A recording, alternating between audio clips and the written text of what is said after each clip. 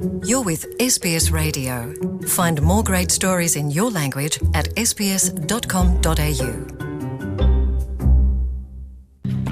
Nah, selanjutnya kita akan simak laporan dari Indonesia yang disampaikan oleh kerabat kerja kami dari kantor berita 68H. Halo saudara, Anda mendengarkan laporan khas KBR Saga. Untuk pendengar SBS Australia, saya Roni Sitanggang. Jamaluddin menyulap kandang bebek di belakang rumahnya menjadi rumah koran. Ini adalah tempat belajar bagi para petani di desanya yang rata-rata buta huruf dan putus sekolah. Jurnalis KBR Astri Yuwanasari mengintip kegiatan Jamaluddin mencerdaskan para petani di Desa Kanreapia, Goa, Sulawesi Selatan. Kita akan menulis nama Ibu Kartini. Rumah koran berasal dari kandang bebek yang kemudian kami berusaha untuk mendirikan wadah di pedesaan. Itu tadi Jamaluddin, usia 30 tahun, pendiri rumah koran di Desa Kanreapia di kaki Gunung Bawakaraeng, Sulawesi Selatan. Tujuannya adalah bagaimana kemudian ada wadah belajar di petani dan di pedesaan. Dari rumah koran ini kemudian kita menginginkan ada perubahan-perubahan pola pikir di masyarakat. Sejak pagi-pagi ketika desa masih diselimuti kabut tipis, Jamaluddin sudah sibuk mengajar menulis. Muridnya mulai dari anak para petani muda sampai petani tua.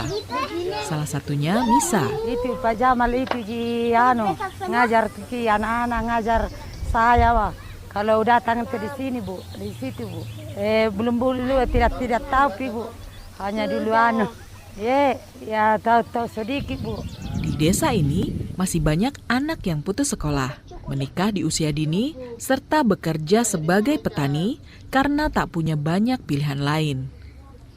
Ini adalah gambaran nyata dari hasil survei sosial ekonomi nasional tahun 2018 yang menyebut 650.000 lebih perempuan di Sulawesi Selatan menikah sebelum berusia 16 tahun. Rumah koran jadi sarana belajar baru bagi warga desa.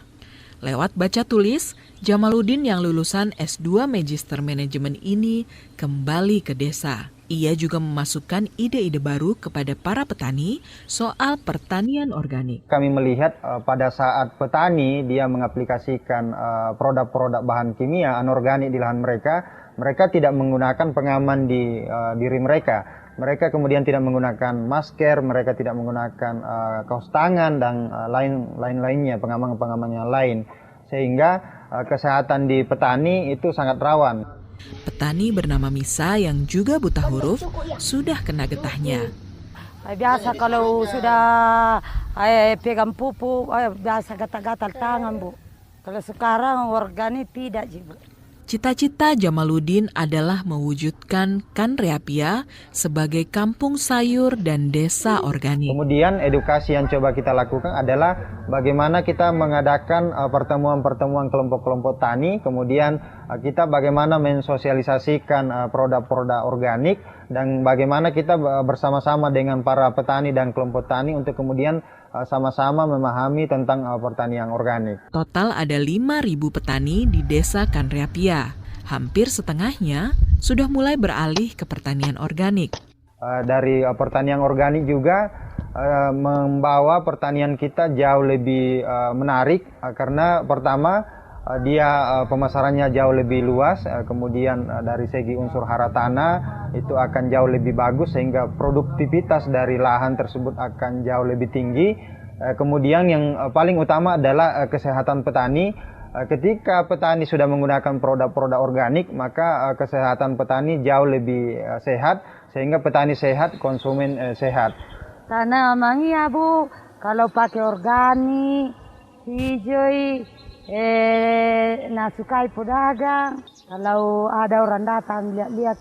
Menurut Misa, sejak beralih ke pertanian organik, penjualan sayurnya bertambah. Itu baik nalia orangnya. Kalau ada orang datang, bagus kena lihat. Ibrahim adalah petani muda dari desa sebelah. Ia juga menerapkan ilmu pertanian organik yang didapatnya dari Jamaluddin. Kalau perbedaan omsetnya, dari segi modal kita sudah bisa menghemat mungkin di atas 50%. Dari segi hasil bisa bersaing, tergantung dari kondisi cuaca saja. Kalau dari segi hasil. Kemudian dari kualitas hasilnya jauh lebih bagus, lebih untuk kesehatan, lebih bagus ini dari organik. Kemudian untuk ketahanan hasilnya jauh juga lebih tahan kalau organik. Saat ini Jamaluddin sudah membuat 10 rumah koran di desa-desa sekitar Kanreapia. Ia ingin membuat para petani lebih cerdas dan ini dimulai dengan bisa baca tulis. Mereka harus melanjutkan pendidikan mereka harus kemudian berpendidikan, sekolah, tidak putus sekolah, mereka tidak menikah dini, mereka kemudian mampu menginjakkan mereka di bangku kuliah. Kemudian mereka menjadi generasi petani yang berpendidikan. Begitu ya? Begitu. Jamaluddin juga berharap petani Indonesia tak terjebak dalam sistem konvensional. Jadi intinya profesi apapun kita, salah satunya adalah petani, profesi petani, kita harus tetap sekolah. Karena ketika tidak ada petani maka tidak akan ada makanan. Sehingga para petani juga harus punya pendidikan, dan petani yang punya pendidikan pasti akan mempunyai cara bertani yang berbeda. Sehingga petani yang berpendidikan ini bisa berdaya saing dan kemudian dia mampu memasarkan hasil-hasil pertanian secara online. Dia mampu menjadi petani yang mampu memasarkan pertanian mereka lebih luas. Demikian Saga KBR, saya Astri Yuwanasari.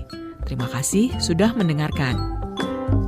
Laporan tadi menutup kebersamaan kita kali ini. Saya Roni Sitanggang, sampai jumpa di episode berikutnya. Nah, demikian tadi laporan mengenai pemberdayaan kelompok petani yang disampaikan oleh kerabat kerja kami dari kantor berita 68H. Want to hear more stories like this? Subscribe to our regular podcasts on iTunes.